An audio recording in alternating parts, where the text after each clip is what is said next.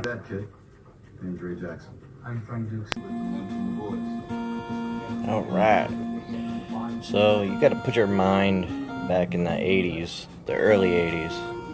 I mean, really, Kung Fu was all over TV. Like that clip from Bloodsport. Van Damme was doing Bloodsport and Kickboxer. Steven Seagal was doing movies. Bruce Lee was still doing movies. Or maybe, well, I don't know. Chuck Norris was doing tons of movies like Lone Wolf McQuade. So Kung Fu was a big deal, but we didn't have very much to pick from in the ways of video games. We had Karate Champ, like they showed in Bloodsport. It was okay, but it's just one-on-one fighting. Shinobi, it was a platformer. It wasn't quite what I was looking for. And if you remember, like games like Karateka for the Atari or the Apple II GS they had, but Black Belt never gets talked about, and it's just one of the best Sega Master System games I go to when I want to bust it out and play something. I'd say it's almost like Sega Master System's Contra to me, because it's just something I like to bust out and run through it, just play through it, and I can't help it. If they would have just did the artwork a little bit better on this game, I think people would see it. But I know they didn't have the license for Fist of the North Star, and that's what it was supposed to be when it came. So I'm just going to play through just a couple levels just to show kind of what it was. And if you guys remember Karateka or Karateka, I don't know how you pronounce it. I heard it both ways. But it's just, side-scrolling beat-em-ups, kind of before the Streets of Rage and Double Dragon started to take root.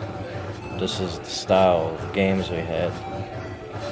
But I think this was far best one for the Master System, and it led to, I don't know, I think this game predates Street Fighter, like for mini-bosses and then large bosses by the end of the levels, and then they ended up just taking the small levels out, and you just got your one-on-one fighting games just like Street Fighter 2 or Mortal Kombat. But man, this game was just, it's tough though. I might even think about videotaping my son playing it just to show you. Like, the only reason I kind of blazed through is because I've played it since 1980, whatever year it came out, 87, 86. So I kind of have a feel for it already, and I know how to get the items at the top of the screen with the super jump. But man, this game was funny though. I mean, watching people explode. Most of the time they just fell off the screen, like on the Nintendo Kung Fu Master or the arcade Kung Fu Master, Vigilante, those type of games, they just kind of one hit and they're done. I feel like this game and then like Double Dragon when that came out, and Renegade was before Double Dragon, but it took more than one punch to take people out, They started to add a little bit of style. Now here's like the first boss fight. Like, Sega, I mean, you look at this and this could easily be what inspired Virtua Fighter. This looks like Akira versus Lau. But it's Ricky and Ryu. The music in this game is tight. I'm gonna put links to this guy. He's called Guitar Dreamer, and he took a couple of the Black Belt songs and totally rocked them out, like super metal. And I like to have them in the background when I'm playing online multiplayer games.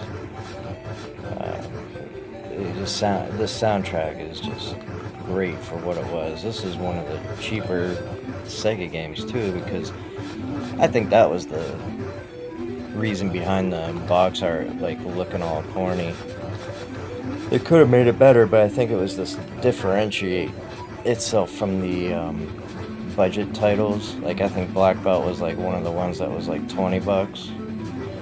Like great baseball, all the sports, and then like if they weren't endorsed, you know, all the great sports like football, basketball, they were all kind of generic covers, and they were all, you know, in the $20, $25 range. And then when you got one of the bigger games like Shinobi, Space Harrier, or Double Dragon, they were more megs on them, and they started to, I don't know, like Afterburner, they advertised it as 4 megs.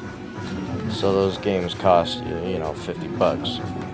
And then Fantasy Star, of course, that was freaking, I want to say the receipt on our Fantasy Star was like 70 or 80. It was insane. Like, and it's funny now because the prices are basically the same.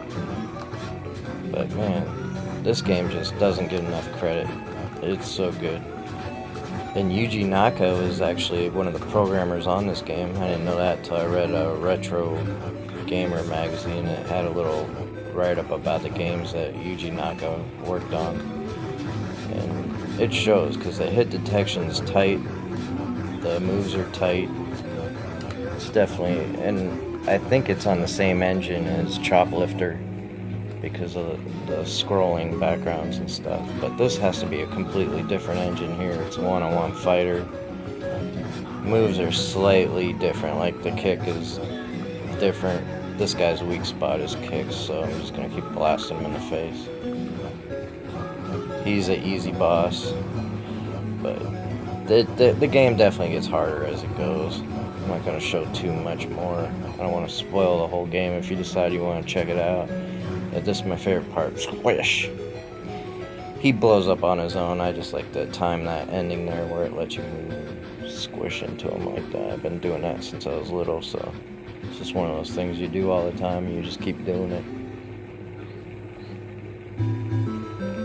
Man. But this game, I used to go to arcades and just drop quarters in the games like Kung Fu Master and freaking Karate Champ, so to be able to have this game at home on my home console back in 1987, 86, it was unbelievable for me as a kid. I mean, look, these characters are big sprites for the Master System, and there really isn't anything like this on the Nintendo Entertainment Center. So it's pretty impressive. And look at that, there's finishing moves. Kind of like Mortal Kombat. Not that you could do a combo or anything that set it up, but I mean, it's, you know, they do the finishers.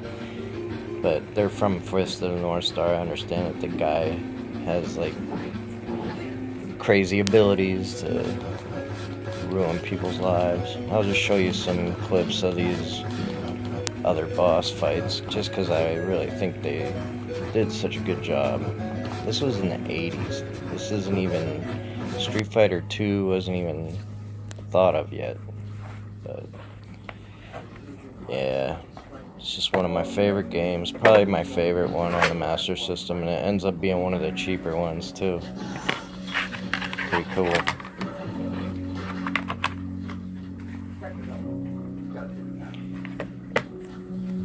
Maybe next games I'll talk about maybe Double Dragon or something.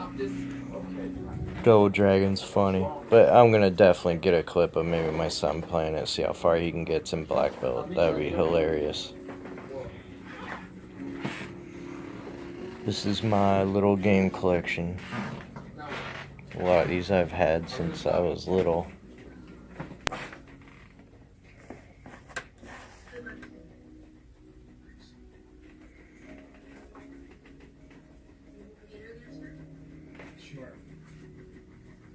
Floating to the wind, sons of Odin fight to die and live again.